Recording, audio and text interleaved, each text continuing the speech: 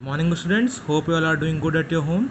Today we are carrying forward our revision and we are going to start our new chapter, which is unit 3, which is metals and non-metals. Okay, so many things are found in our surroundings, and how do we can classify them as metals and non-metals? when we know about their physical properties and chemical properties. Okay, तो हमारे surrounding में बहुत सी ऐसी चीज़ें होती हैं जिनको हम क्लासीफाई कर सकते हैं मेटल्स एंड नॉन मेटल्स में, और उनको हम क्लासीफाई कैसे कर सकते हैं जब हमें पता हो कि उनकी फिजिकल प्रॉपर्टीज़ क्या हैं, केमिकल प्रॉपर्टीज़ क्या हैं. Okay, so today we are going to revise about the physical properties of metals. So what are the physical properties of metals? First one is luster. Metals have shiny surfaces. metals का क्या surface होता है? metals का shiny surface होता है. तो ये इस प्रॉपर्टी को क्या बोलते हैं हम लोग? luster.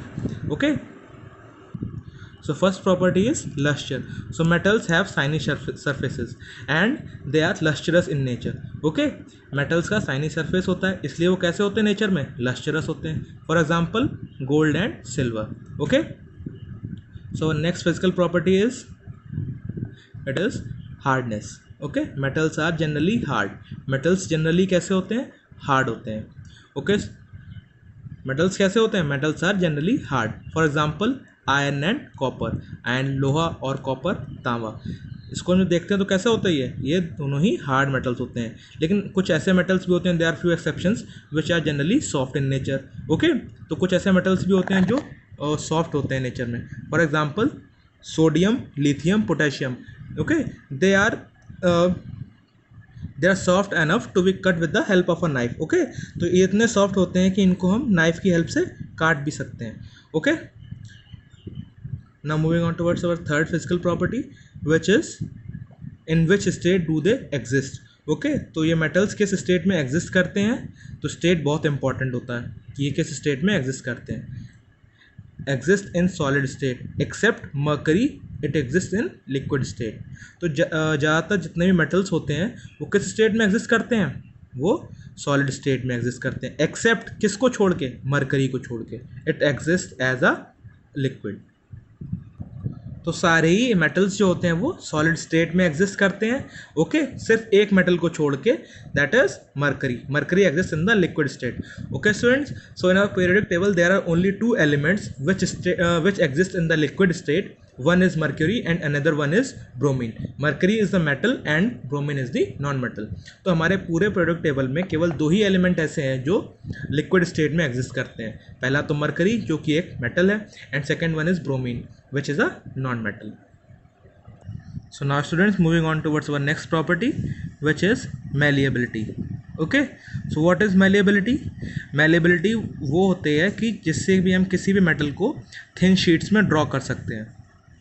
Okay, metals can be beaten into the thin sheets. Metals को हम ईजिली थिन शीट्स में ड्रॉ कर सकते हैं. For example gold and silver. Gold and silver की हम लोग थिन शीट्स बना लेते हैं, चादर टाइप की बना लेते हैं. ओके, तो इस जो metals show the property of malleability. तो ये मैलेबिलिटी क्या है? ये एक प्रॉपर्टी है जिसकी वजह से मेटल्स को हम किस में बीट कर सकते हैं या बना सकते हैं उनकी thin sheets.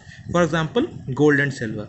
Another property is ductility. Ductility वो प्रॉपर्टी होती है जिसकी वजह से हम मेटल्स को थिन वायर्स में ड्रॉ कर सकते हैं. Okay, so ductility is the property of the metal by the virtue of which we can draw metals into thin wires. हम मेटल्स को थिन वायर्स में ड्रॉ कर सकते हैं. For example copper aluminium. Copper aluminium के wires use करते हैं हम लोग अपने घरों में for wiring. And now moving on towards our next property, which is conduction of heat and electricity. Okay, so metals are generally good conductors of heat and electricity. Metals के generally क्या होते हैं? ये गुड कंडक्टर्स होते हैं. Heat and electricity के कैसे conductors होते हैं? गुड कंडक्टर्स होते हैं. Okay students, so metals conduct heat and electricity and they are the good conductors of heat and electricity. For example silver and copper. जो हमारे घरों में वायरिंग यूज़ होती है वो किसकी यूज़ होती है? वो कॉपर की वायरिंग हम लोग यूज़ करते हैं. Okay, so another property is density. Generally metals have high density. Metals की डेंसिटी कैसी होती है? जनरली उनकी हाई डेंसिटी होती है एंड हाई मेल्टिंग पॉइंट. जब उनकी डेंसिटी हाई होती है तो इसी वजह से उनका मेल्टिंग पॉइंट भी हाई होता है, एक्सेप्ट किसे छोड़ के? सोडियम, लिथियम और पोटेशियम को. ओके तो सोडियम लिथियम एंड पोटेशियम की डेंसिटी भी लो होती है और उनका मेल्टिंग पॉइंट भी ज़्यादा नहीं होता है. Okay they are having low melting points. Okay तो ये सॉफ्ट भी होते हैं सोडियम लिथियम पोटेशियम और ये इनकी डेंसिटी भी लो होती है. तो हर कहीं ना कहीं पे एक्सेप्शंस होते हैं. Okay so exceptions are everywhere. So students our next property is sonorous. So what are sonorous? So metals are sonorous. अब ये सोनोरस क्या होता है? When metals strike to a hard surface then they produce a sound. Okay जब metal किसी hard surface से टकराते हैं या फिर इनको हैमर किया जाता है तो ये क्या करते हैं? इनमें से आवाज़ प्रोड्यूस होती है. Okay so this is what the property of sonorous is.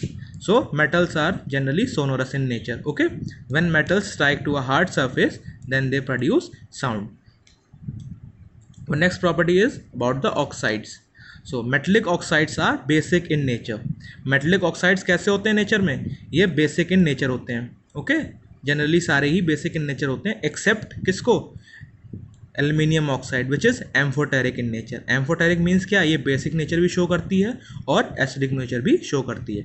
When it reacts with the base it behaves as an acid और जब ये एसिड के साथ में रिएक्ट करती है तो ये एज अ बेस बिहेव करती है. Okay hope you all have understood what are amphoteric oxides. Okay so metallic oxide generally कैसे होते हैं नेचर में? ये बेसिक इन नेचर होते हैं. एंड एक्सेप्ट किसको छोड़ के? एक्सेप्शन जरूर ध्यान रखना, ये बहुत इंपॉर्टेंट होता है. Okay so aluminium oxide is an exception which is it is an amphoteric oxide. That's it for today, students. So hope you all got it what we have revised today. And if anyone is having any doubt regarding any topic, you can directly message me. Okay, students. So tomorrow, students, be ready with your notes. Send me the photographs of the copy up to where you have completed the notes. Okay, students. Goodbye.